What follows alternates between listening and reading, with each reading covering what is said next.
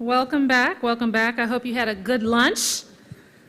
I want to take this moment to, again, for those who weren't here at 9 a.m. when we first got started, to thank the Insight Center for Community and Economic Development for co-directing, along with my organization, the Center for Global Policy Solutions, the Closing the Racial Wealth Gap Initiative, which is the initiative that supports and drives this summit. The Ford Foundation is the primary sponsor of the Closing the Racial Wealth Gap Initiative, but we'd also like to thank our other sponsors of today, which include J.P. Morgan Chase, certainly Prudential, and the Robert Wood Johnson Foundation. We'd also like to thank our Summit National partners, and if you're in the room, I'd like for you to stand. The Build Institute. Thank you. Campaign for America's Future. Bob Borsage is here. The Center for Responsible Lending. Araceli Pañamino is here. CFED. Oh, great contingency from CFED. The Haas Institute. Institute for Women's Policy Research. Welcome. Junior Achievement of Greater Washington. The National Academy of Social Insurance. National Capacity, I know nobody's here from there because they're on the West Coast right now, but we thank them for their partnership. NCRC. Gerald, I just called out the Haas Institute. You might want to stand up and wave. Okay.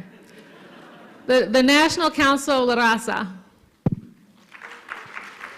Good to see you. Policy Link. Anyone from Policy Link here? Okay. And then Smart Growth America. All right. So I'm going to take the chairwoman's prerogative and actually do another mini interview with a community-based innovator who is absolutely trailblazing. And so I'd like to welcome Michael to the stage. Michael, come on out.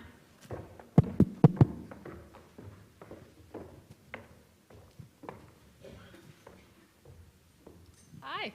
Hello. Michael, tell us who you are and what you do. So my name is Michael Wilson. I'm from Pittsburgh, Pennsylvania, Glen Hazel to be more specific.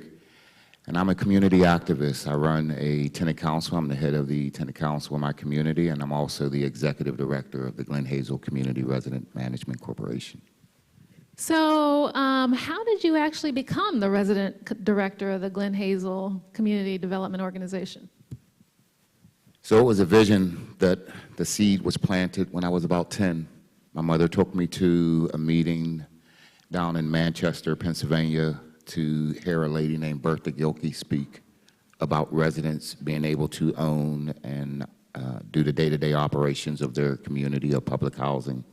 I had never heard anybody ever speak like that before, and it resonated with me.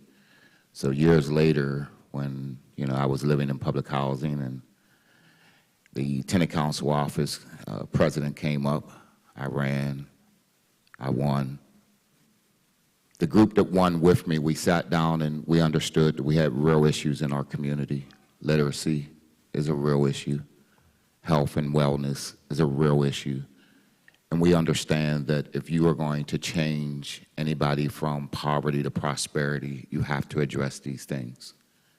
Well, when we approached the local housing authority, they kind of just told us to just focus on community day and bingo, because that's what you should be doing. But we told them that we needed real change in our community. And so we reached out to Gilbert Berry, and he's been an activist in public housing for years, and he helped us strategize on moving forward with the Resident Management Corporation.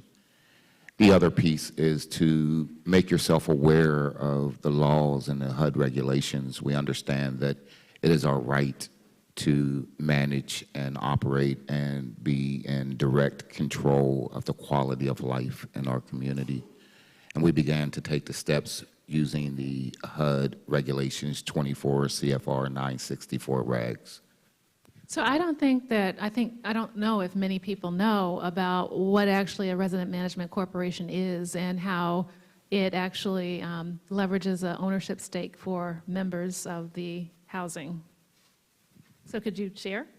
Absolutely. I get a little long-winded sometimes, so I apologize. Gil about is that. going to be up on stage in a few minutes to give more insight, but if you just share the process of how you all actually basically leveraged the laws and regulations to to do what you do, it would be great. Absolutely. So first of all, we got consultants in to train us on HUD regulations so that we knew exactly what the process was.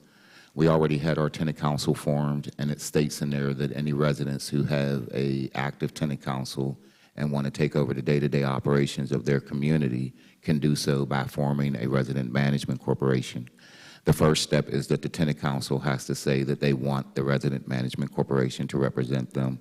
And then you take a vote in the community of all 18 years of age or older on the lease, and they have to vote that they want the resident management corporation to represent them as well. And so we did that. And we also got support from our state rep, Jake Wheatley, our city council person, Corey O'Connor. They wrote letters of support for the endeavor that we were trying to go on. And it took some time. It took some time, it took planning, but most importantly, you have to, so the housing authority is supposed to be your main partner. The conflict with that is that the better you do, the more jobs you take away from the housing authority, because now you have residents that are cutting their grass, you have residents that are in the management office, you have residents that are doing these things. We decided through our leadership that we wanted to focus on the social service side first versus the operations. Operations kind of puts you on the opposite of residents because now you're worried about who's living in the house. Are they paying their rent?